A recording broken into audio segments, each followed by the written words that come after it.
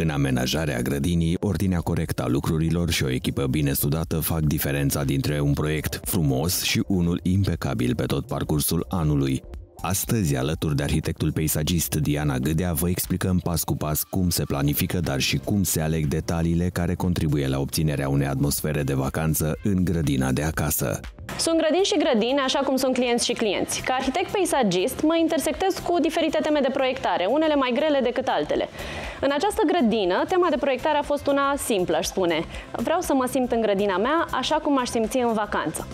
Lucrăm de mai bine de un an la acest proiect și am analizat fiecare detaliu al elementelor ce vor fi poziționate în acest spațiu, de la finisaje, la bucătăria de vară, la plantele pe care le vom pune, dar și corpuri de iluminat și atmosfera pe care acestea le creează.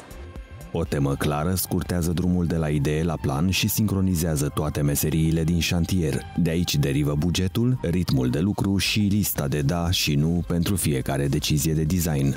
S-a plecat de la tema de proiectare de a fi ca în vacanță și atunci totul ne-a dus în zona mediteraneană.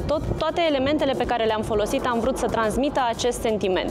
Motiv pentru care aceste arcade, care în mod esențial nu au nicio funcție, ele vin ca un element de decor în spatele zonei de plajă, unde vom amplasa șezlongurile.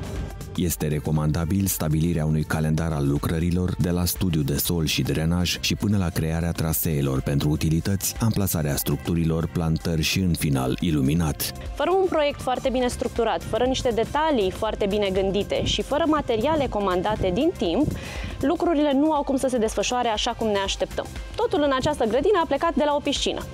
Exista o piscină înainte, însă s-a dorit una mult mai mare și atunci e clar că acest lucru ne ocupa foarte mult spațiu și trebuia să gândim totul în jurul acestei piscine. Apoi am propus o bucătărie de vară, pentru că, din nou, trebuia să avem spații în care să ne desfășurăm activitatea în jurul piscinei și, de ce nu, încă un spațiu în care să stăm.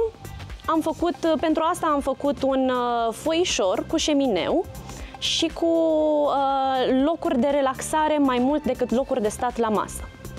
Verificați poziționarea față de soare, pentru că umbrirea corectă și ventilația naturală ajută la reducerea costurilor. Aici vom avea o insulă mare la care toți invitații vor putea sta pentru a petrece timp în zona de exterior a casei, însă aici nu se opresc lucrurile pentru că am gândit o terasă cumva interioară. Spațiile tampon cresc numărul de zile în care te bucuri de grădina ta. Poți utiliza închideri transparente, perdele de aer cald și textile outdoor. Aceeași logică se aplică pergolelor retractabile și oricărei zone mixte interior-exterior.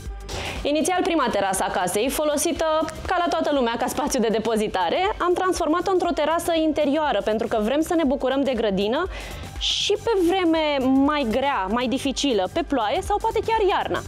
Și de aici putem merge mai departe către un al treilea loc funcțional al acestei grădini, unde vom amplasa un șemineu și niște canapele.